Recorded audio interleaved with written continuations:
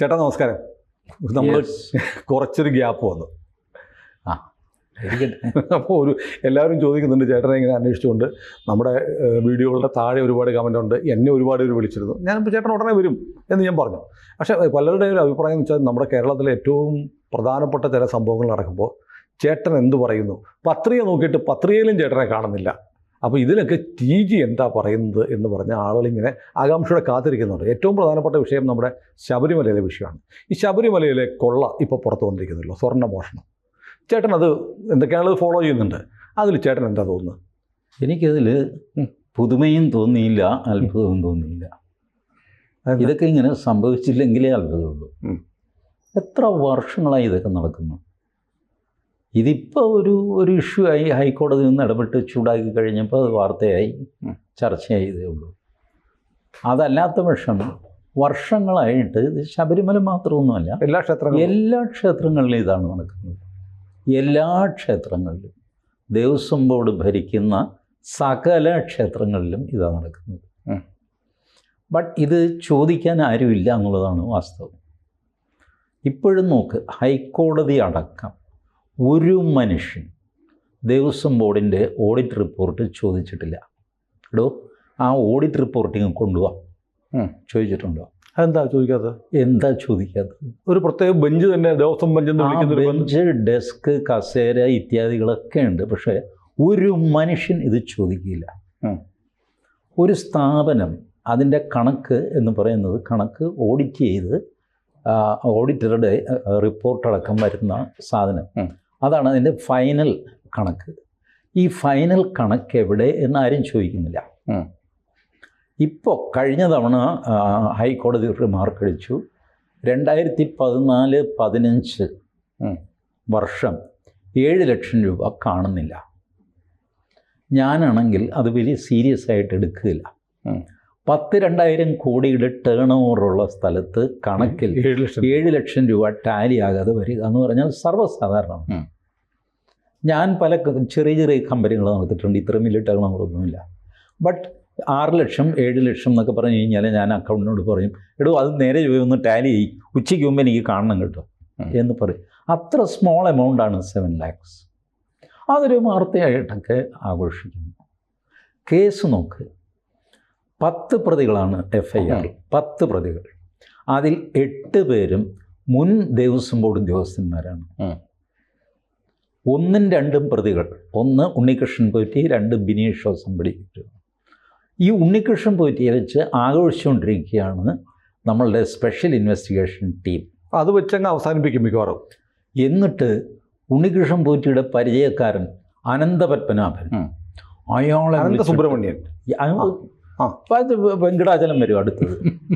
അത് കഴിയുമ്പോൾ സുബ്രഹ്മണ്യൻ വരും, ആരെങ്കിലുമൊക്കെ വരും. ഇവരെ അന്വേഷിച്ചുകൊണ്ടിരിക്കുന്നു. ഉണ്ണികൃഷ്ണൻ പോറ്റി അന്വേഷിച്ചു കഴിഞ്ഞപ്പോൾ ഉണ്ണികൃഷ്ണൻ പോറ്റി കിലോയ്ക്ക് 40 രൂപ വെച്ച് ഏത്തപ്പഴം ബാംഗ്ലൂർ മാർക്കറ്റിൽ നിന്ന് വാങ്ങിച്ചു. ആ ബാംഗ്ലൂർ മാർക്കറ്റിലേക്ക് അന്വേഷണ സംഘം പോകുന്നു. ഏത്തപ്പഴം 40 കിലോ ഉള്ള സ്ഥലം, അതിൻ്റെ വിഷ്വൽസ് അത്. ഈ ഏത്തപ്പഴം വിറ്റ വേലുച്ചാമിയെ ചോദ്യം ചെയ്യുന്നു. What a foolishness! നിങ്ങളുടെ താഴെയുള്ള 8 പ്രതികൾ സ്വച്ഛന്തമായിട്ട് കേരളത്തിൽ വിഹരിക്കുന്നു. You have not arrested them, you have not questioned them. ലാനത്തയിലോ നാണം കൊണ്ട് തലകുനിക്കണം ഈ വെങ്കടേഷ് എന്ന് പറയുന്ന IPS കാരൻ. ആരുടെ താളത്തിലാണ് ഈ മനുഷ്യൻ തുള്ളുന്നത്? ഇയാളുടെ SIT. ഇപ്പോൾ അവർ കണ്ടുപിടിക്കും. അനന്തപത്മൻ അവൻ്റെ ഭാര്യയുടെ അനിയത്തി 7ാം മാസത്തിൽ പ്രസവിച്ചു. ആ പ്രസവിപ്പിച്ച ഡോക്ടറെ ചോദ്യം ചെയ്യാനായിട്ട് ബാംഗ്ലൂർ പോകും. അതിൻ്റെ വിഷ്വൽസ് കാണിക്കും.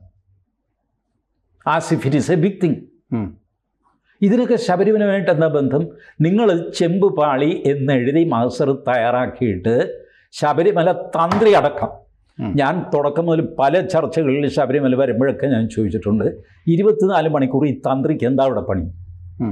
ഏതെങ്കിലും അമ്പലത്തിൽ സുല്ലി ഗുരുവായൂർ പോയിട്ടുണ്ടല്ലോ, ഗുരുവായൂർ തന്ത്രിയെ കണ്ടിട്ടുണ്ടോ? അപൂർവം. ചേന്നാസ്തംപൂരി അപൂർവമായിട്ട് കണ്ടിട്ടുള്ളൂ. ആദ്യം യാദൃച്ഛ്യമായിട്ട് കണ്ടലായി. തന്ത്രിക്ക് എന്താ അമ്പലത്തിൽ 24 മണിക്കൂർ കാര്യം? ബട്ട് ശബരിമലയിൽ തന്ത്രിക്കൊരു മുറിയും സൗകര്യങ്ങളും സംഗതിയൊക്കെ ഉണ്ട്. ഈ തന്ത്രി അടക്കം ഈ മാസ്റ്ററിൽ ഒപ്പിട്ടു ചെമ്പ് പാളി എന്ന് പറഞ്ഞിട്ട് ഉണ്ണികൃഷ്ണൻ പോറ്റിക്ക് കൊടുത്തു. കോടതിയിൽ വന്നു കഴിയുമ്പോൾ ഇപ്പം നിങ്ങൾ ഈ ടി വിയിൽ മുഴിപ്പിക്കുന്നതൊക്കെ വിടുക. കോടതിയിൽ വന്നു കഴിയുമ്പോൾ ഇയാൾ പറയും ഇതാ മാസ്റ്ററുണ്ട്, ചെമ്പ് പാളിയാണ് എനിക്ക് തന്നത്, ഞാൻ ബുദ്ധിമുട്ടി അതിൽ സ്വർണം പൂശി, ആ സ്വർണം പൂശിയത് പോരാന്ന് പറഞ്ഞ് എന്നെ തൂക്കിലിടാൻ പറ്റുന്നു. ചേടാ, ഫ്രീ ആയിട്ട് തരുന്ന സ്വർണം അത് എത്ര തരണം ഞാനല്ലേ തീരുമാനിക്കുക, എനിക്ക് ആവുള്ളത് ഞാൻ തന്നു, കുറച്ച് ബാക്കി വന്നു, തോന്നിയ ദിവസം സ്വർണം പൂശാൻ പറ്റുകയല്ലോ. പെയിൻറ്റ് പൂശുന്ന പോലെ ഒരു കോട്ട് കൂടെ അടിച്ചേക്ക് സുനില്ലേ എന്നിട്ട് ഒരു കോട്ട് കൂടെ സ്വർണ്ണം അടിക്കാൻ പറ്റുമോ? ഇത് മൂക്കുകുത്തി വീഴുക കേസ് കോടതിയിൽ. അത് പരാജയപ്പെടുത്താൻ വേണ്ടിയുള്ള കേസാണ്. മജിസ്ട്രേറ്റ് കോടതിയുടെ അന്യായം നോക്ക്. 30-ാം തീയതി വരെ പോലീസ് കസ്റ്റഡിയിൽ കൊടുത്തിരിക്കുന്ന ഒരു മനുഷ്യന് 10 പേര് കൂടെ ഗൂഢാലോചന നടത്തി 20 പേരെ കൊന്ന ഒരു കേസിൽ പോലും 15 ദിവസത്തേക്ക് പോലീസ് കസ്റ്റഡിയിൽ ആരെയും കൊടുക്കില്ല. 4-5 ദിവസം കൊടുക്കും. പിന്നെ പോലീസുകാരൻ തലകുത്തി മജിസ്ട്രേറ്റ് കോടതിയിൽ നിന്ന് കഴിഞ്ഞാൽ ഒരു 2 ദിവസം കൂടെ കൊടുക്കും പോലീസ് കസ്റ്റഡി കഴിഞ്ഞു. പിന്നെ ജുഡീഷ്യൽ കസ്റ്റഡിയിൽ വിടും, ജയിലിലേക്ക് വിടും. ഇത് ചെയ്യാതെ ഒക്ടോബർ 30 വരെ പോലീസ് കസ്റ്റഡിയിൽ കൊടുത്തിരിക്കുകയാണ് ഉണ്ണികൃഷ്ണൻ പോറ്റിയെ. എന്ത് ചെയ്യാനാ? എന്താ ഇവർ ചെയ്യുന്നത്? അനന്തപത്മനാഭനെ ചോദ്യം ചെയ്യുന്നു. ഉണ്ണികൃഷ്ണൻ പോറ്റിക്ക് പരിചയമുള്ള 110 പേരുണ്ട്. ഇവരൊക്കെ ഈ കേസിൽ ചോദ്യം ചെയ്യുന്നത് എന്തിനാ? പോട്ടെ, നിങ്ങൾ ചെയ്യുന്നു. നിങ്ങൾ ഈ ബാക്കി 8 പേരെ അറസ്റ്റ് ചെയ്യാത്തത് എന്താ? അവരെ ചോദ്യം ചെയ്യാത്തത് എന്താ? മുൻ ദേവസ്വം കമ്മീഷണർ, മുൻ തിരുവാഭരണ കമ്മീഷൻ, മുൻ ഇത് എന്നൊക്കെ പറഞ്ഞിട്ട് എഴുതി വെച്ചിട്ടുണ്ട് FIR-ൽ പ്രതികളുടെ പേരല്ല, അവരുടെ ഡെസിഗ്നേഷൻ. പേര് എഴുതുകയില്ല, കാരണം അവരെ തിരിച്ചറിയും. നാട്ടുകാർ ചിലപ്പോൾ റോട്ടിലിട്ട് തല്ലുമല്ല. അതുകൊണ്ട് ഇവരെ ഒന്നും ചോദ്യം ചെയ്യാതെ ഈ കേസ് ഇങ്ങനെ നിരക്കിക്കൊണ്ടുപോകും. പഞ്ചായത്ത് തെരഞ്ഞെടുപ്പാണ് വരുന്നത്. അപ്പോൾ പത്രക്കാർക്കും TV ക്കാർക്കും ഇത് തന്നെ ശബരിമലയും കൊണ്ട് നടക്കാൻ പറ്റില്ല. പുതിയ വാർത്തകൾ വരും. ഈ വാർത്ത അങ്ങ് പുറകിൽ പോകും. അതാണ് ഉദ്ദേശം. അല്ല, ഇതിന് മുമ്പ് സംഭവിച്ചിട്ടുണ്ടെന്ന്. 2007 തൃപ്പൂണിത്തുറ ക്ഷേത്രത്തിൽ നിന്ന് രത്നങ്ങൾ, വൈരക്കല്ല്, അത് ഇതൊക്കെ കൊച്ചി ദേവസ്വം ബോർഡിൻ്റെ ഹെഡ്ക്വാർട്ടേഴ്സ് അവിടുത്തെ സ്ട്രോങ് റൂമിലേക്ക് കൊണ്ടുപോയി. 2 കോടി രൂപ വിലയുള്ളതാണ്. 2008 1 വർഷം കഴിഞ്ഞപ്പോൾ കൊച്ചി ദേവസ്വം ബോർഡ് ഇതെല്ലാം എടുത്ത് വരാന്തയിൽ വെച്ച് ഇത് മുഴുവൻ ഇമിറ്റേഷൻ സാധനങ്ങളാണ്, കല്ലുകളാണ് എന്ന് പറഞ്ഞിട്ട് വരാന്തയിൽ വെച്ച് ഡിസ്പ്ലേ ചെയ്തു. തൃപ്പൂണിത്തുറയിലെ ദേവസ്വം ബോർഡ് ഉദ്യോഗസ്ഥന്മാർ പറയുന്നു ഞങ്ങൾ ഒറിജിനലാണ് കൊടുത്തത്, ഒറിജിനൽ തന്നെ അവർ കൈപ്പറ്റിയിട്ടുണ്ട്. 1 വർഷം കഴിഞ്ഞിട്ട് ഇത് ഡ്യൂപ്ലിക്കേറ്റാന്ന് പറഞ്ഞാൽ ഞങ്ങൾ എന്ത് ചെയ്യാനാണ്? അവർ പറയുന്നത് 1 വർഷം കഴിഞ്ഞാണ് ഞങ്ങൾ ഇതിൻ്റെ ഇൻവെൻറ്ററി നടത്തുന്നത്. ഇൻവെൻറ്ററി നടത്തി ഇത് കല്ല് ശരിയാണോ എന്നൊക്കെ നോക്കി കഴിഞ്ഞപ്പോഴാണ് കള്ളക്കല്ലാണ് മനസ്സിലാകുന്നത്. ചുരുക്കി പറഞ്ഞാൽ എന്ത് ചെയ്യാനാ? ഓംബുഡ്സ്മാൻ അന്വേഷിക്കുമെന്ന് പറഞ്ഞു. ഓംബുഡ്സ്മാൻ അന്വേഷിച്ച് ഇതുവരെ എങ്ങും എത്തിയിട്ടില്ല. ഇതുവരെ ഇപ്പോൾ കുളത്തൂപ്പുഴ അമ്പലത്തിലെ കൊടിമരം കറുത്തുപോയി എന്ന് പറഞ്ഞ കേസില്ലേ, ഒരു ദിവസം വന്നു വാർത്ത കഴിഞ്ഞു. ആരും നോക്കാനും ചോദിക്കാനും. അത് പൂശിയ സ്വർണ്ണോടെ ഒരു കാര്യം അറിയാമോ? തിരുവിതാംകൂർ ദേവസ്വം ബോർഡിൽ മരാമത്തിന് ഓഡിറ്റില്ല, ഹിസ്റ്റോറിക്കലി ഓഡിറ്റില്ല തുടക്കം മുതൽ. അതുകൊണ്ട് ഓഡിറ്റോറിയം പണിഞ്ഞാലും ഊട്ടുവരെ പണിഞ്ഞാലും പൊളിഞ്ഞത് തിരിച്ചു പണിഞ്ഞാലും എന്ത് ചെയ്ത് കഴിഞ്ഞാലും ഓഡിറ്റില്ല അതിന്. ഇതൊക്കെ കഴിഞ്ഞിട്ട് അഖില കേരള അയ്യപ്പ സംഗമം അതിൽ പിണറായി വിജയൻ പ്രസംഗിക്കുമ്പോൾ ശബരിമലയ്ക്ക് കൊടുത്ത കാശിൻ്റെ കണക്ക് പറഞ്ഞു. ആ മൊത്തം ഞാനൊന്ന് കൂട്ടി നോക്കിയപ്പോൾ ഏകദേശം 3200 കോടി രൂപയാണ് 2019 മുതൽ 6 വർഷമായിട്ട് ശബരിമലയ്ക്ക് കൊടുത്തിരിക്കുന്നത്. ഒരു ഭരണഘടനാ വാഴ്ചയുള്ള സെക്യുലറായിട്ടുള്ള ഒരു സ്റ്റേറ്റിന്, ഒരു ക്ഷേത്രത്തിന് 3200 കോടി രൂപ ഖജനാവിൽ നിന്നെടുത്ത് കൊടുക്കാൻ പറ്റുമോ? പറ്റില്ല. പള്ളിക്കാർ സമ്മതിക്കുമോ? മതേതരത്വമല്ലേ. ഒന്നിൽ അവർക്കും കൂടെ കൊടുക്കണം, അല്ലെങ്കിൽ ഇവർക്ക് കൊടുക്കാതിരിക്കണം.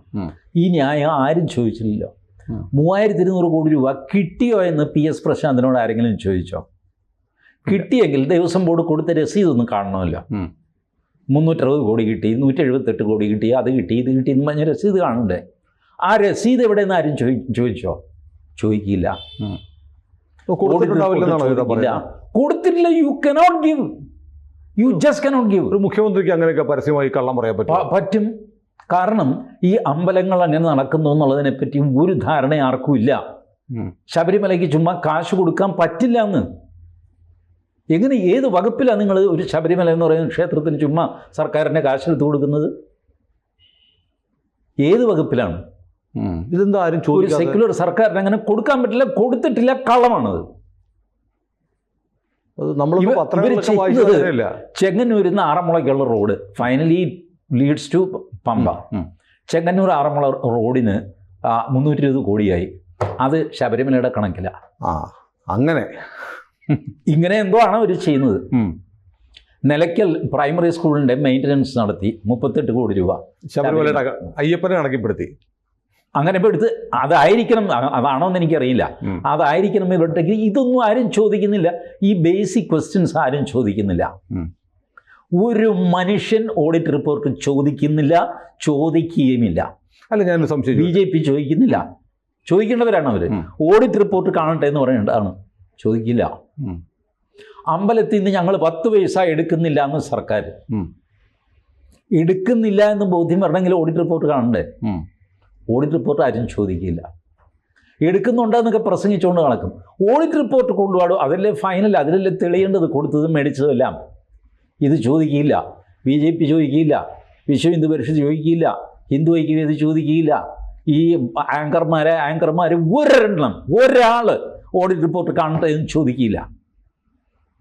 Because everybody has contributed to this കൊള്ള. അല്ല, എൻ്റെ ഒരു സംശയം, ക്ഷേത്രോപദേശക സമിതി എന്ന് പറയുന്നില്ലേ, ആ ക്ഷേത്രോപദേശക സമിതിക്കാരും ഈ കൊള്ളക്കാരിലുണ്ട്. അതുകൊണ്ട് ഓഡിറ്റ് റിപ്പോർട്ട് അവരും ചോദിക്കില്ല.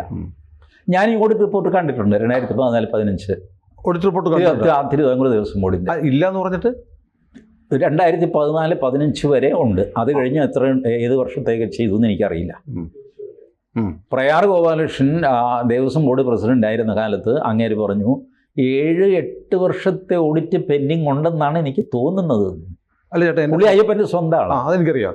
ഞാൻ ചോദിക്കാൻ വന്ന സംശയം, ചേട്ടൻ ഈ ആവേശിക്കുമ്പോൾ എൻ്റെ ചോദ്യം എനിക്ക്, അതായത് എന്താണെന്ന് വെച്ചാൽ ഓഡിറ്റ് റിപ്പോർട്ട് ഇല്ലാതെ ഒരു സർക്കാർ സ്ഥാപനത്തിന്, ദേവസ്വം ബോർഡ് എന്തൊക്കെ പറഞ്ഞാലും സർക്കാർ സ്ഥാപനമാണ്, എങ്ങനെ പ്രവർത്തിക്കാൻ പറ്റും നിയമാനുസൃതമായിട്ട്? ഓഡിറ്റ് റിപ്പോർട്ട് ഇല്ലാതെ എത്രയോ സ്ഥാപനങ്ങൾ പ്രവർത്തിക്കും. വേറെ ഉണ്ടോ? പിന്നെ KSEBിയുടെ ഓഡിറ്റ് റിപ്പോർട്ട് കണ്ടിട്ടുണ്ടോ? കെൽട്രോണിൻ്റെ ഓഡിറ്റ് റിപ്പോർട്ട് കണ്ടിട്ടുണ്ടോ? KMMLൻ്റെ ഓഡിറ്റ് റിപ്പോർട്ട് കണ്ടിട്ടുണ്ടോ? ഉണ്ട്, അവർക്കൊക്കെ ഓഡിറ്റ് ഉണ്ട്. 10, 15, 20 വർഷം പുറകിലാണ്. അതിലെ ഓഡിറ്റർമാർ ഇത് കണ്ടിട്ട് ഇത് ഇന്ന ക്രമക്കേടുണ്ട് എന്നൊക്കെ പറഞ്ഞ് എഴുതി വയ്ക്കും. കൊച്ചിൻ ദേവസ്വം ബോർഡ് 1 വർഷം കൂടെ അഡ്വാൻസ്ഡ് ആണ് കേട്ടോ, തിരുവിതാംകൂറിനേക്കാൾ. അവിടെ എക്സ്റ്റേണൽ ഓഡിറ്റാണ്, വേണുഗോപാലാണ് കൊച്ചി ദേവസ്വം ബോർഡ് ഓഡിറ്റ് ചെയ്യുന്നത്. തിരുവിതാംകൂർ ദേവസ്വം ബോർഡ് നമ്മുടെ സർക്കാർ ഓഡിറ്റാണ്, ലോക്കൽ ഫണ്ട് ഓഡിറ്റേഴ്സ്. അവരെത്ര കണ്ട് പാർട്ടിക്കാരെ പ്രൊട്ടക്റ്റ് ചെയ്യുമെന്നറിയാമല്ലോ. എന്നിട്ട് പോലും അവർക്ക് പലതും മോശപ്പെട്ടത് എഴുതി വയ്ക്കേണ്ടി വരും. കൊച്ചിയിൽ 1976 മുതൽ, സൂണിൽ ഞാൻ പറയുന്നത് നോക്കണ്ട, തൃശ്ശൂർ അവരുടെ ഹെഡ് ഓഫീസിൽ ഇതിനൊക്കെ വലിയ കലാപരിപാടിയാണ് കേട്ടോ.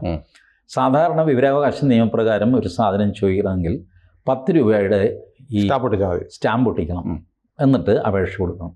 തിരുവിതാംകൂർ ദേവസ്വം ബോർഡിൽ അത് എടുക്കില്ല. പിന്നെന്താ?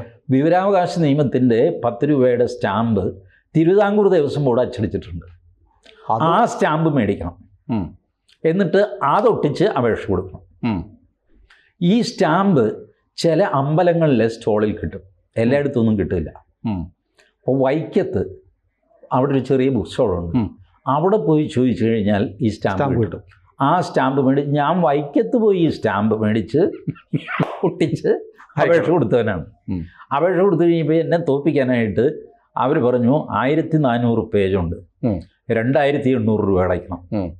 2800 രൂപ ഞാൻ അടച്ചു പണ്ടാരടങ്ങാനായിട്ട്. എന്നിട്ട് അവർ വലിയ കെട്ടയച്ചു. ആ കെട്ടാണ് ഞാൻ കണ്ടത്. അതിൽ തന്നെ ലാസ്റ്റ് ഒരു പേജ് ഉണ്ടായിരുന്നില്ല. പിന്നെ എത്രയാന്ന് വിചാരിച്ചാൽ യുദ്ധം ചെയ്ത് ഞാനത് വിട്ടു. ഈ ലാസ്റ്റ് പേജിലാണ് ഈ ഫണ്ടൊക്കെ ഇവിടെ പാർക്ക് ചെയ്തിരിക്കുന്നത്. ഫൈനൽ ഇത് വരും. മനഃപൂർവ്വം മിസ്സായി എന്ന് ഞാൻ പറയില്ല, ഒരു പക്ഷേ അവർ പാക്ക് ചെയ്യുമ്പോൾ വിട്ടുപോയതാണ്, എന്ത് വാങ്ങിക്കോട്ടെ. അപ്പോൾ ഇങ്ങനെയാണ് ഇതിൻ്റെ പരിപാടി. തൃശ്ശൂർ കൊച്ചി ദേവസ്വം ബോർഡ് വിചിത്രമാണ്. അവർക്കും ഈ പരിപാടിയുണ്ട്, 10 രൂപയുടെ ഇതുണ്ട്. പക്ഷേ അവിടെ പോയി നമ്മൾ പേഴ്സണലി വിവരാവകാശത്തിന് അപേക്ഷ കൊടുക്കണം, നേരിട്ട് പോകണം.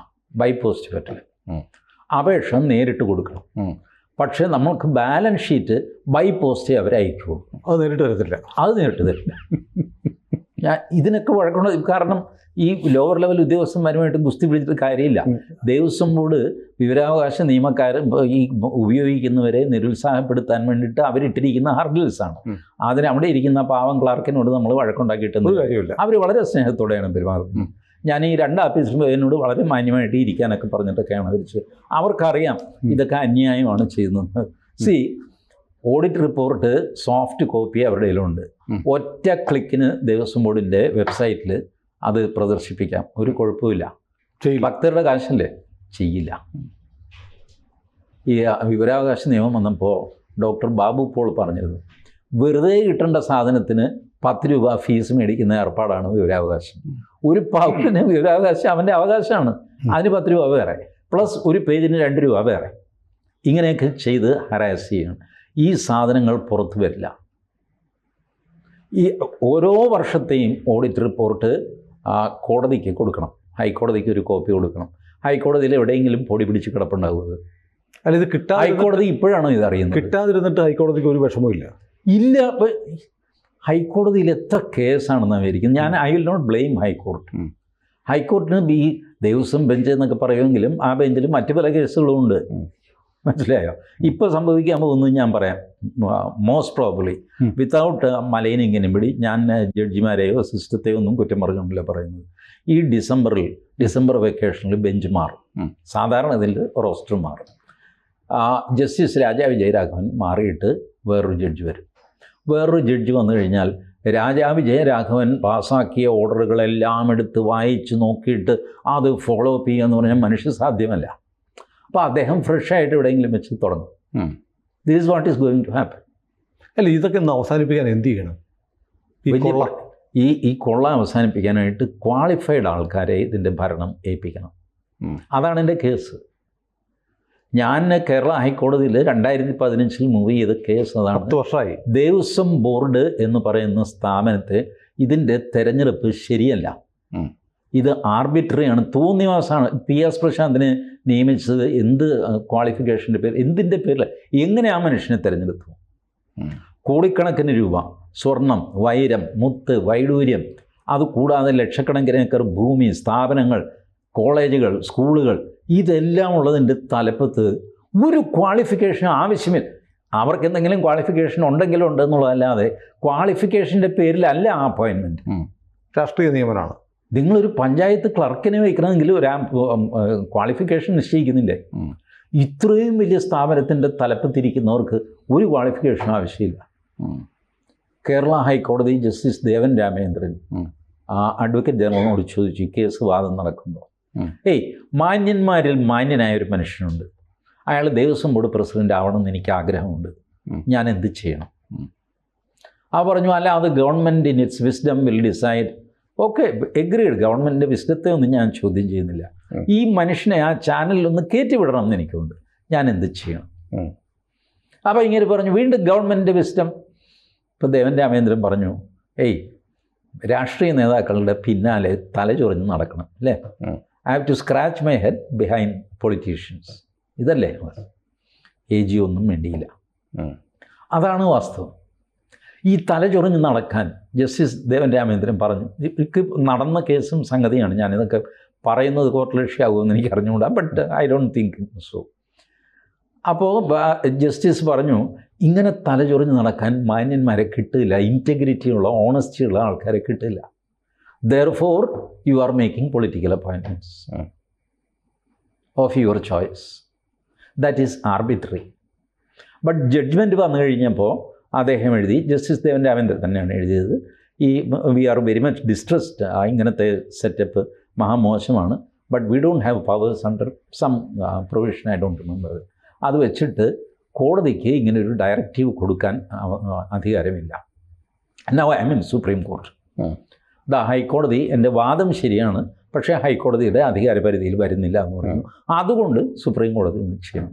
അതിപ്പോൾ 6 വർഷമായി സുപ്രീം കോടതി കിടക്കുകയാണ്. ജന്മം ചെയ്താൽ അത് ലിസ്റ്റ് ചെയ്യുന്നില്ല, അങ്ങനെ കിടക്കുന്നു. എപ്പോഴെങ്കിലും അത് ലിസ്റ്റ് ചെയ്യുമായിരിക്കാം, എന്തെങ്കിലുമൊക്കെ സംഭവിക്കുമായിരിക്കാം. ബട്ട് ഈ സെറ്റപ്പിന് ചോദ്യം ചെയ്യാൻ ആരുമില്ല. സെറ്റപ്പ് ഗുണഭോക്താക്കളാണ് ഭൂരിഭാഗം പേര്. ആൻഡ് സാധാരണ ഹിന്ദുവിന് ഇതിൽ വലിയ ദണ്ണമൊന്നുമില്ല, കാശ് പോകുന്നില്ല, ഒരു വിഷമമില്ല. സുനിൽ ആലോചിച്ചു, ഒരമ്പലത്തിൽ വെട്ടുപിഴച്ച് അബദ്ധവശാൽ ഒരാൾ ഷർട്ടിട്ടകത്ത് കയറിയെന്ന് വെച്ചോ, 150 പേരുണ്ടാകും അയാളുടെ കോളറിന് പിടിക്കാൻ, അല്ലേ? ചാടി വീഴും.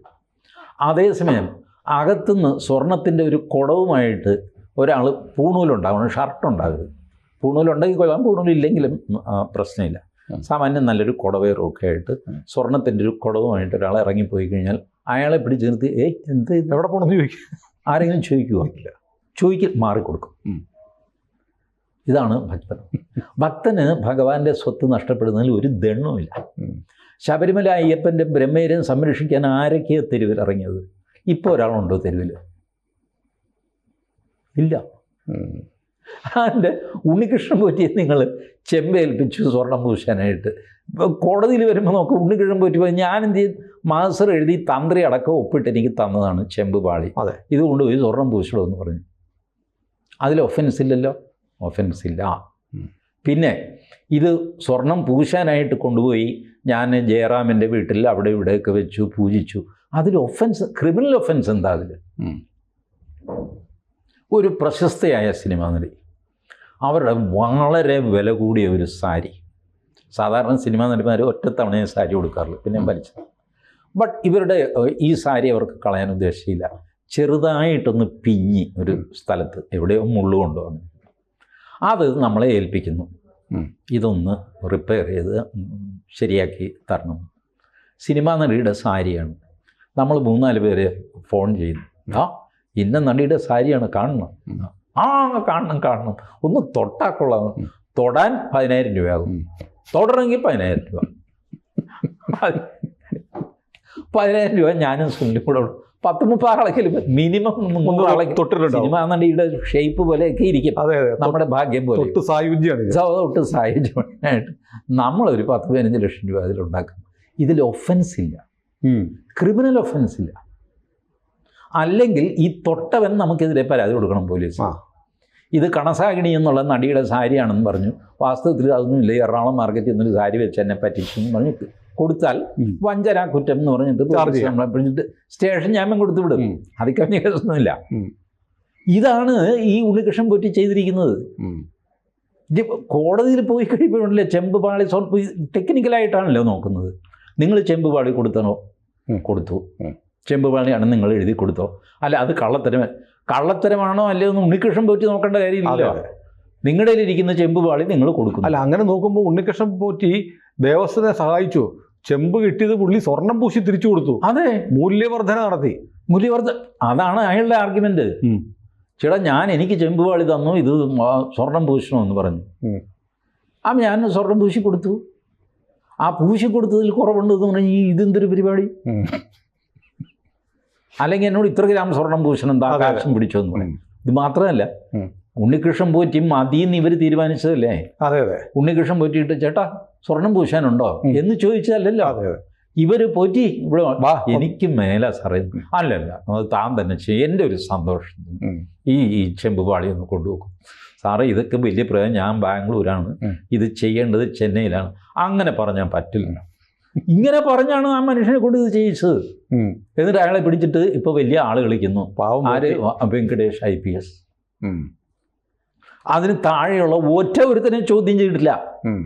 മുൻ തിരുവാഭരണ കമ്മീഷണർ, മുൻ ഡെപ്യൂട്ടി കമ്മീഷണർ, മുൻ അസിസ്റ്റന്റ് കമ്മീഷണർ, എത്രയെല്ലാം 8 പേരുണ്ട്. ഈ 8 പേരിൽ ഒരാളെയും ചോദ്യം ചെയ്തിട്ടില്ല. ഉണ്ണികൃഷ്ണൻ പോറ്റി നാട് വിട്ട് കളയെന്നും പറഞ്ഞിട്ടാണ് എഴുതിയിരിക്കുന്നത്. അല്ല, ഇപ്പോൾ വെങ്കടേഷ് കേസ് അന്വേഷണം അട്ടിമറിക്കുകയാണ്. വെങ്കടേഷ് ആയിരിക്കില്ല, വെങ്കടേഷിനോട് പറഞ്ഞു കാണും, എടോ അതൊക്കെ വേണ്ട രീതിയിൽ അതൊക്കെ ഏറ്റു സാറേ, ഇത്രയും മതിയല്ലോ. ഇതൊന്നും വെങ്കടേഷിന് ആരും ട്യൂഷൻ എടുക്കേണ്ട കാര്യമൊന്നുമില്ല. ഒരു IPSകാരന് ഒരു കേസ് ഉണ്ടാക്കാനോ തേച്ച് മായ്ക്കാനോ ഒന്നും ആരും ട്യൂഷൻ എടുക്കേണ്ട കാര്യമില്ല.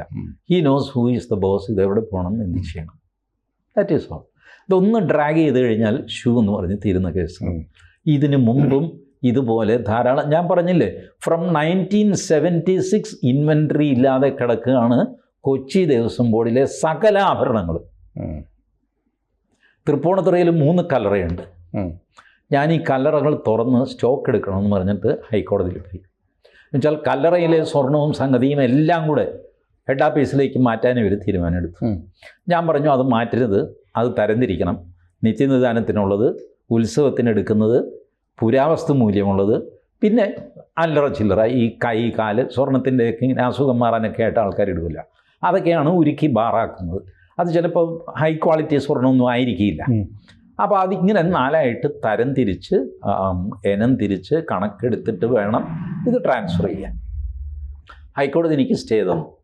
ഇതേപോലെ ഡിസംബറിന് തൊട്ട് മുമ്പ്, ഹൈക്കോടതി അടയ്ക്കുന്നതിന് തൊട്ട് മുമ്പ് എനിക്ക് സ്റ്റേ ഓർഡർ കിട്ടി. അന്ന് വൈകുന്നേരം ഡിസംബർ വെക്കേഷൻ വന്നു, ജഡ്ജി മാറിക്കഴിഞ്ഞപ്പോൾ സ്വഭാവവും മാറി.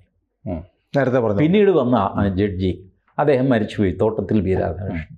അദ്ദേഹം ഒരു ഇടക്കാല ഉത്തരവിട്ടു, ആ കല്ലറയിലിരിക്കുന്ന എല്ലാ വസ്തുക്കളും ഇവരുടെ ദേവസ്വം ബോർഡിൻ്റെ കസ്റ്റഡിയിലുള്ളതാണ്, അവരുടെയാണത്, അവരെന്താണെന്ന് വെച്ചാൽ ഫിനിഷ് ഓടാം. ഞാൻ ഓടി സുപ്രീം കോടതിയിൽ പോയി. ഇടക്കാല ഉത്തരവിനെതിരെ സുപ്രീം കോടതി പോവുക എന്ന് പറഞ്ഞാൽ ഇച്ചിരി ബുദ്ധിമുട്ട് സംഗതിയാണ്. ഇൻറ്ററിം ഓർഡറിന് അഗൻസ്റ്റ് വന്നിരിക്കുന്നു എന്നൊക്കെ ചോദിച്ചു. ബട്ട് ഞാൻ പോയി. സുപ്രീം കോടതി ഫസ്റ്റ് ഹിയറിങ്ങിൽ തന്നെ പറഞ്ഞു, ഒരു കമ്മിറ്റിയെ വെച്ചിട്ട് ഇത് പരിശോധിക്കാനായി ഹർജിക്കാരന് ഹൈക്കോടതിയെ സമീപിക്കാവുന്നതാണ്. തിരിച്ചിങ്ങോട്ട് വിട്ടു.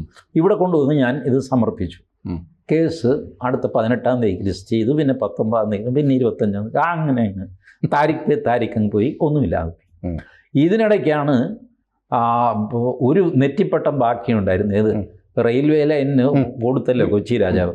അത് കഴിഞ്ഞിട്ട് ഒരു നെറ്റിപ്പട്ടം ബാക്കിയുണ്ടായിരുന്നു സ്വർണത്തിൻ്റെ തൃപ്പൂണിത്തുറയിൽ. അത് ആന എഴുന്നള്ളത്തിൻ്റെ സമയത്ത് എന്തോ ഡാമേജ് ആയി എന്നൊക്കെ പറഞ്ഞിട്ട് അത് ഉരുക്കിപ്പണിയാൻ നോക്കി. അത് കൊച്ചി രാജവംശത്തിലെ ഏതോ താവഴിയിലെ അവർ 10-32 ഫാമിലി ആയിട്ടാണ് ഇപ്പോൾ ഉള്ളത്. അതിനകത്തെ ഒരാൾ അത് ക്വസ്റ്റ്യൻ ചെയ്തു. മുനിസിപ്പൽ കോടതിയിൽ പോയി ഇഞ്ചക്ഷൻ മേടിച്ചു. തോട്ടത്തിൽ രാധാകൃഷ്ണൻ ക്ഷോഭിച്ചു, ഞാനിവിടെ ഇരിക്കുമ്പോൾ ഇതേ മാറ്ററിൽ ഇഞ്ചക്ഷൻ കൊടുക്കുന്ന എടുത്തുകൊണ്ട് പാടാൻ വിടുന്നു. എല്ലാ കേസും ഹൈക്കോടതിയിൽ ട്രാൻസ്ഫർ ചെയ്യാൻ പറ്റും. അതിങ്ങനെ നിരക്കി കൊണ്ടുപോയി. അപ്പോഴത്തേക്ക് ദേവസ്വം ബോർഡ് പറഞ്ഞു, ഞങ്ങളത് ഉരുക്കി കഴിഞ്ഞു. കഥ കഴിഞ്ഞു. അത് പോയി. ഇങ്ങനെ പോകുന്നത് കണ്ട് എനിക്ക് ശീലമായി. അതുകൊണ്ട് ശബരിമലയിൽ സ്വർണം എടുത്തെന്ന് പറഞ്ഞപ്പോൾ എനിക്ക് അത്ഭുതം തോന്നിയില്ല. ഒരു കീറ്റ് കടലാസും അവിടെ ഉണ്ടാവില്ല. നിങ്ങൾക്കൊരു റെക്കോർഡ് അവിടെ നിന്ന് കിട്ടില്ല. കാരണം റെക്കോർഡില്ല. പണ്ട് ബാങ്ക് കൊള്ള നടക്കുമ്പോൾ, ഇപ്പോൾ അത് കാണുന്നില്ല, ഇപ്പോൾ കമ്പ്യൂട്ടറായില്ല. നേരത്തെ ബാങ്ക് കൊള്ള നടക്കുന്ന വാർത്തകളൊക്കെ സുനിൽ ആലോചിച്ച് നോക്ക്. ബാങ്ക് കൊള്ളയടിച്ചു, റെക്കോർഡ് കൂട്ടിയിട്ട് കത്തിച്ചു. ഈ ബാങ്ക് കൊള്ളയടിക്കുന്നത് കൊള്ളക്കാരനാണ്, റെക്കോർഡ് കൂട്ടിയിട്ട് കത്തിക്കുന്നത് അവിടുത്തെ മാനേജരാണ്. കാരണം കുറച്ച് അങ്ങേരെ കൊണ്ടുപോകാം, റെക്കോർഡും കത്തി. ഈ പരിപാടിയാണ് ദേവസ്വം ബോർഡിൽ നടക്കുന്നത്. You will not get a record, nobody is asking for the record. അപ്പോൾ there is no record available. ആ അവസ്ഥയിൽ ഇവരെന്ത് ചെയ്യും? ഹൈക്കോടതി തന്നെ പറഞ്ഞില്ലേ, ചുമ്മാ കീറ്റ് കടലാസിൽ അവിടെ ഇവിടെയൊക്കെ കുറിച്ചിട്ടിരിക്കുകയാണ്. അതാണ് അവസ്ഥ. നിങ്ങൾ വിചാരിക്കുന്ന ഇവരെന്തോ വലിയ കാര്യമായിട്ട്, അങ്ങനെയൊന്നുമില്ല. പിന്നെ സ്വർണത്തിന് വിലയില്ലാതെ പോകുന്നു സുനിലെ. ഇപ്പം നമ്മുടെ വീട്ടിൽ ഒരു പവന് 1 ലക്ഷം കഴിഞ്ഞു. അതൊക്കെ ഇരിക്കട്ടെ, നമ്മുടെ വീട്ടിൽ എല്ലാ സാധനവും സ്വർണം കൊണ്ടാണെന്ന് വിചാരിച്ചു. എല്ലാ സാധനവും. അപ്പോൾ പിന്നെ വിലയില്ല. അപ്പോൾ അതിന് വിലയില്ല. ചട്ടുകം സ്വർണം കൊണ്ടാണ്, ചട്ടി സ്വർണം കൊണ്ടാണ്, ഗ്ലാസ്, സ്പൂണ്, എല്ലാ സാധനവും സ്വർണ്ണമാണ്. അപ്പോൾ സ്വർണത്തിൻ്റെ ഒരു സ്പൂൺ കണ്ടില്ലെങ്കിൽ ഭാര്യ പറയും, ഒരു സ്പൂൺ കണ്ടില്ലെങ്കിൽ അടുത്തത് എടുക്കുക, വെറുതെ ഇനിയിപ്പോൾ അതിൻ്റെ പിന്നാലെ പോകാൻ എനിക്ക് വയ്യ. ഈ അവസ്ഥയാണില്ല. ഇതാണ് ദേവസ്വം ബോർഡിൽ. സ്വർണം ചുമ്മാ കിടക്കുകയാണ്. മാല, വള, മോതിരം, അത് ഇത് ജനങ്ങളങ്ങ് സമർപ്പിക്കുകയല്ലേ. ഇപ്പോൾ ഈ ആളുകൾ കൊടുക്കാതിരിക്കുന്നതാണോ ഇതിനൊരു പരിഹാരം? അതൊന്നുമല്ല. അത് ഇത് യു മസ്റ്റ് സ്ട്രെയിറ്റൻ ഇറ്റ്. ഞാൻ പറയട്ടെ, അഡ്മിനിസ്ട്രേറ്റീവ് എക്സ്പീരിയൻസ് ഉള്ള ഒന്നാം തരം ഒരു മനുഷ്യൻ, he could be IAS, he could be chartered accountant, he could be an advocate, ഇതൊന്നുമില്ലാതെ ഇൻറ്റഗ്രിറ്റിയുള്ള, തലയ്ക്ക് വെളിയുള്ള എന്താണ് സാധനമെന്ന് അറിയാവുന്ന ഒരു മനുഷ്യനെ ഇതിൻ്റെ തലപ്പത്ത് വയ്ക്കുക. He will straighten everything. ഒരൊറ്റ CP രാമസ്വാമിയാരാണ് കേരളം മൊത്തം ഭരിച്ചുകൊണ്ടിരുന്നത്. ഇപ്പോൾ എത്രയും 20 മന്ത്രിമാരും, എന്നിട്ടും ഭരിച്ച് തീരുന്നില്ല. തലയ്ക്കകത്ത് ആൾതാമസം വേണം. Straighten everything. ഒരു നല്ല IPSകാരനെ നിങ്ങളിത് ഏൽപ്പിക്കും. ഫോർ എക്സാമ്പിൾ TP സെൻകുമാറിനെ ഏൽപ്പിക്കും. Give him 72 hours, will be done. എല്ലാം സ്ട്രെയിറ്റൻ ചെയ്യും. ഒരുപക്ഷെ നഷ്ടപ്പെട്ടു പോയത് പിടിച്ചെടുക്കാൻ പറ്റില്ലായിരിക്കാം, ബട്ട് ഇരിക്കുന്നത് സ്ട്രെയിറ്റ്. അത്രയേ ഉള്ളെന്നേ. ദേവസ്വം ബോർഡിൽ എന്താ വരുമാനവും ചിലവും ഇത്രയല്ലേ ഉള്ളൂ. അല്ലാതെ ടാക്സ്, GST, അത് മറ്റേത് ഇൻപുട്ട് ടാക്സ് ക്രെഡിറ്റ്, ഈ സാധനമൊന്നുമില്ല. ചുമ്മാ വരുന്ന കാശ് അതിൽ കുറച്ച് ആവശ്യത്തിന് ചിലവാക്കും. ഇതാണ് ദേവസ്വം ബോർഡിൻ്റെ വരവ് ചിലവ്. ഇൻകം എക്സ്പെൻഡിച്ചർ കണക്കേ ഉള്ളൂ ദേവസ്വത്തിന്. അതിനപ്പുറത്തേക്ക് ഒരു കോംപ്ലിക്കേഷനും ഇല്ല. ഇൻറ്റഗ്രിറ്റിയുള്ള മനുഷ്യർ വേണം. അതില്ല. അതുവരെ ഭഗവാൻ തന്നെ കാക്കട്ടെ. ഭഗവാനെ ഭഗവാൻ കാക്കൊന്നുമില്ല, ഭഗവാൻ ഇതൊന്നും ആവശ്യമില്ല. അതുകൊണ്ടാണ് അങ്ങേര് ഇതൊന്നും മൈൻഡ് ചെയ്യാത്തത്. ഇതിലും വലിയ പെരുന്നാളാണ് ഗുരുവായൂർ. ഇന്നലത്തെ പത്രങ്ങൾ നോക്കിക്കോ, മലയാള പത്രങ്ങളെല്ലാം ഇഗ്നോർ ചെയ്തു. ടൈംസ് ഓഫ് ഇന്ത്യ വാർത്ത കൊടുത്തിട്ടുണ്ട്. സ്വർണം, വൈരം, സംഗതി എല്ലാം ഗുരുവായൂർ കാണാനില്ല, കണക്കില്ല. ഫ്രണ്ട് പേജിലാണ് വാർത്ത കൊടുത്തിരിക്കുന്നത്. മലയാള പത്രങ്ങൾ കണ്ടില്ല, മലയാളം ചാനലുകളും കണ്ടില്ല. അവർ വിഷമിച്ചു. ശബരിമല കൊണ്ട് തന്നെ വിഷമിച്ചു. ഇനിയിപ്പോൾ ഗുരുവായൂർ എനിക്ക് വയ്യ. ആ വാർത്ത അങ്ങ് വിട്ടു. ഗുരുവായൂർ ഇതിലും വലുതാണ്, ഇതിലും വലുതാണ്. സി ഗോൾഡ് വൈസ് പത്മനാഭസ്വാമി ക്ഷേത്രത്തിലെ പഴയ ഡെപ്പോസിറ്റ് ഇരിക്കട്ടെ, ബട്ട് പുതിയ ഡെപ്പോസിറ്റുള്ള ഗോൾഡ് ഡെപ്പോസിറ്റുള്ള അമ്പലങ്ങളിൽ ഏറ്റവും റിച്ച് അമ്പലം എന്ന് പറയുന്നത് ഗുരുവായൂരാണ്, ശബരിമലയല്ല. It is Guruvayur. Guruvayur is a ticking bomb. ഒരു ദിവസം ഈ ശബരിമലയേക്കാൾ വലിയ സ്ഫോടനമായിരിക്കും ഗുരുവായൂരിൻ്റെ കണക്കിനനുസരിച്ച് നടക്കാൻ പോകുന്നത്. ഭക്തർ തെരുവിലിറങ്ങാതെ ഇതിന് പരിഹാരം ഉണ്ടാവില്ല. തെരുവുകൾ സ്തംഭിപ്പിക്കുക, ഇതിന് സമാധാനം ഉണ്ടാക്കിയിട്ടേ ഞങ്ങൾ പിരിഞ്ഞു പോകുന്നുള്ളൂ എന്ന് പറയില്ല. അങ്ങനെ ഒരു സിറ്റുവേഷൻ ഊഹിക്കാൻ പറ്റുമോ? Muslims can do that. അതെ, Christians may do that, but Hindus just will not do that. They will do or die for some entry problem. എനിക്കിപ്പോഴും അതിൻ്റെ ആ ചുരുക്ക് തീർന്നിട്ടില്ല. എ ടെമ്പിൾ വേറെ നോക്ക്, അവിശ്വാസിയായ പിണറായി വിജയനെ നിങ്ങൾ കയറ്റും, മുസ്ലിമായ KT ജലീലിനെ കയറ്റും, മറ്റേ തീർത്ഥം വാങ്ങിച്ച് സാനിറ്റൈസറാക്കി രാധാകൃഷ്ണനെ ദേവസ്വം മന്ത്രിയാക്കും. നിങ്ങൾക്കൊരു ദണ്ണവുമില്ല. നിങ്ങൾക്ക് ചൊല്ലുവിളിയും ഭക്തിയുമായിട്ട് വളർത്തിയ ഹിന്ദു പെൺകുട്ടികൾ കയറി കഴിഞ്ഞാൽ നിങ്ങൾ മുട്ടുകാലിൽ തല്ലി ഒടിക്കും. ഇന്നിപ്പോൾ ഫേസ്ബുക്കിലൊക്കെ വലിയ ആഘോഷം. സ്ത്രീകളെ കയറ്റിയവർ സ്ത്രീകളാൽ തന്നെ. അന്ന് റാന്നി തഹസിൽദാരായിരുന്നു നവീൻ ബാബു, അങ്ങേര് ആത്മഹത്യ ചെയ്തു, ഇങ്ങേര് ആത്മഹത്യ ചെയ്തു, മറ്റയാൾ ആത്മഹത്യ ചെയ്തു. ഇതൊക്കെ തിരിച്ചുള്ള കണക്കുകൾ പറഞ്ഞാലോ? മാന്യന്മാരായതുകൊണ്ട് തിരിച്ചുള്ള കണക്കുകൾ പറയുന്നില്ല. ഈ കാര്യത്തിൽ ഈ മരണം അത് ഇതൊക്കെ ഉണ്ടല്ലോ, അത് തീർത്തും യാദൃശ്യമാണ്, നമ്മുടെ ഒന്നും കയ്യിലല്ല. അത് വെച്ച് കണക്ക് തീർക്കാൻ പുറപ്പെടുന്നത് അതൊരു ഇരുതല വാളാണ്. രണ്ടു വശത്തും ഉണ്ടാവും, രണ്ടു വശത്തും ഉണ്ടാവും. അസുഖം വന്ന് മരിച്ചുപോയവർ, ആക്സിഡൻറ്റിൽ മരിച്ചു, ഇതൊക്കെ ഇല്ലേ?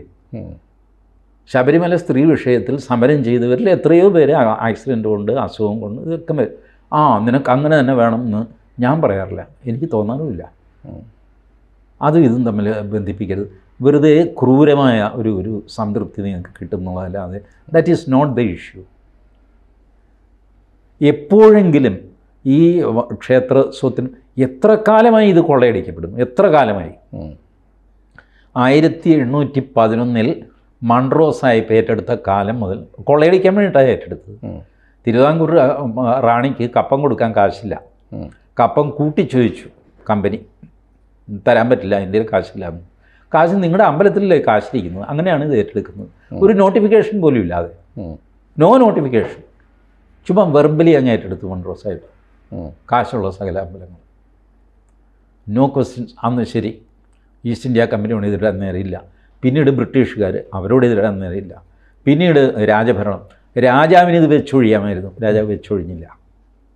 രാജാവിൻ്റെ രാജാവ് പറയണ്ടേ, അവർ ഫോഴ്സ് ചെയ്തുകൊണ്ട് ഞാനിത് കൊണ്ടുവന്നു, എനിക്ക് വേണ്ടാന്ന് പറഞ്ഞ് തിരിച്ചു കൊടുക്കണ്ടേ, കൊടുത്തില്ല. He enjoyed that. ജനകീയ ഭരണം എൻജോയ്ഡ്. ആദ്യം ഈ ബില്ലിനെ, തിരുവിതാംകൂർ കൊച്ചി ദേവസ്വം ബില്ലിനെ എതിർത്ത പ്രമുഖന്മാർ മന്നത്ത് പത്മനാഭനും ആർ ശങ്കറുമാണ്. ബട്ട് പട്ടംതാണ പിള്ള മുഖ്യമന്ത്രിയായപ്പോൾ ഇത് തിരിച്ചു കൊടുത്തോ? കൊടുത്തില്ല. ആർ ശങ്കർ മുഖ്യമന്ത്രിയായി തിരിച്ചു കൊടുത്തോ? ഇല്ല. ഞാൻ എൻ്റെ കേസിൽ ഈ മാനേജ്മെൻറ്റ് ശരിയല്ല, ബോർഡ് ശരിയല്ല, ബോർഡിൻ്റെ നിയമനം അതിൻ്റെ സിസ്റ്റം മാറ്റേണ്ടതാണ് എന്ന് പറഞ്ഞ് കേസ് കൊടുത്തിട്ട് NSSനെ SNDPയെയും കക്ഷിയാക്കി ഞാൻ. No reply. NSS റിപ്ലൈ ചെയ്തില്ല, SNDP റിപ്ലൈ ചെയ്തില്ല, പുലയ മഹാസഭ റിപ്ലൈ ചെയ്തില്ല. കേരള ഹൈക്കോടതിയിൽ ഞാൻ സുപ്രീം കോടതിയിൽ പോയി. സുപ്രീം കോടതിയിൽ ദസ്തി ഡെലിവറി എന്ന് പറയും. അതായത് ഹർജിക്കാരൻ നേരിട്ട് റെസ്പോണ്ടൻറ്റിന് കൊണ്ടുപോയിട്ട് അവരുടെ ഒപ്പ് വാങ്ങിച്ച് കൊടുക്കണം. ഞാൻ അത് സുപ്രീം കോടതി പറഞ്ഞാൽ ചെയ്യാതിരിക്കാൻ പറ്റില്ല. ദസ്തി ഡെലിവറി ഞാൻ ചങ്ങനാശ്ശേരി പോയിട്ട് NSSൻ്റെ ഹെഡ് ക്വാർട്ടേഴ്സിൽ പോയിട്ട് സുകുമാരൻ നായർ സാറിനെ കണ്ട് കാര്യം ബോധിപ്പിച്ച് ഇതാണ് ഹർജി, സാർ ഇതിൽ അഭിപ്രായം പറയണം. അദ്ദേഹം പറഞ്ഞു, ആചാര്യൻ്റെ അഭിപ്രായത്തിനെതിരായിട്ട് ഞങ്ങൾ എങ്ങനെയാണ് പറയുക? ഞാൻ പറഞ്ഞു അത് ആചാര്യൻ്റെ അഭിപ്രായം പറഞ്ഞാൽ മതി. ആചാര്യൻ തിരുക്കൊച്ചി അസംബ്ലിയിൽ നടത്തിയ പ്രസംഗങ്ങൾ ഞാൻ സാറിന് എത്തിച്ചു തരാം. Look at that. ആചാര്യൻ ഈ ബില്ലിനെ നഖശികാന്തം എതിർക്കുകയായിരുന്നു. ഞാൻ തിരിച്ചു വന്നിട്ട് തിരുക്കൊച്ചി അസംബ്ലി ഡിബേറ്റ്സ് എടുത്തിട്ട് അത് ടാഗ് ചെയ്ത് അദ്ദേഹത്തിന് അയച്ചു കൊടുത്തു. ഇതുവരെ സുപ്രീം കോടതിയിൽ ഒരു റിപ്ലൈ വന്നിട്ടില്ല അദ്ദേഹത്തിൻ്റെ. SNDPയുടെ ഹെഡ് ക്വാർട്ടേഴ്സിൽ പോയി കൊല്ലത്ത്. അവിടെ ഒരു ടീം തന്നെ ഉണ്ടായിരുന്നു. വെള്ളാപ്പള്ളി ഉണ്ടായിരുന്നില്ല, നടേശൻ മുതലാളിയെ കണ്ടില്ല, ബാക്കിയുള്ളവരുണ്ടായിരുന്നു. വലിയ സന്തോഷത്തിൽ എന്നെ സ്വീകരിച്ചു. അവർ ഉപ്പൊക്കെ ഇട്ട് തന്നു. ഞാൻ പറഞ്ഞു ഇങ്ങനെ അത് ഞങ്ങൾ അഡ്വക്കേറ്റ് രാജൻ ബാബുവിനെ ഏൽപ്പിക്കാമെന്നൊക്കെ പറഞ്ഞു. രാജൻ ബാബു ഒരു തവണ എന്നോട് സംസാരിച്ചു. ഇതുവരെ കൗണ്ടറൊന്നും ഫയൽ ചെയ്തിട്ടില്ല സുപ്രീം കോടതിയിൽ. ഞാനിവർക്കൊന്നും ആത്മാർത്ഥതയില്ലെന്നോ ഇവരുടെ ഇൻറ്റഗ്രിറ്റിയെയോ സത്യസന്ധതയോ ഒന്നും ഞാൻ ചോദ്യം ചെയ്യുന്നില്ല. ഞാൻ ഈ സ്റ്റാറ്റസ് റിപ്പോർട്ട് ABCയിലെ കാണികൾക്ക് വേണ്ടി അവതരിപ്പിക്കുകയാണ്. This is the situation.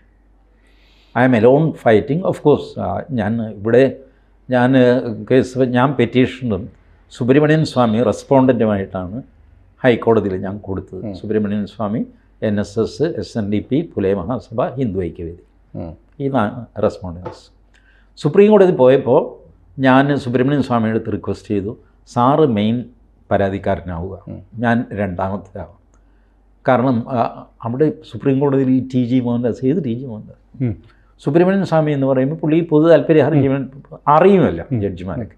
അതുകൊണ്ട് സാറ് ഫ്രണ്ടിലേക്ക് ശരിയെന്ന് പറഞ്ഞു. പുള്ളി അപ്പീലിൽ ആദ്യത്തെ നെക്സ്റ്റ് ഞാൻ ഫയൽ ചെയ്തു, രണ്ടും ക്ലബ് ചെയ്തു. അങ്ങനെയാണ് സുപ്രീം കോടതിയിൽ കിടക്കുന്നത്. This is the situation.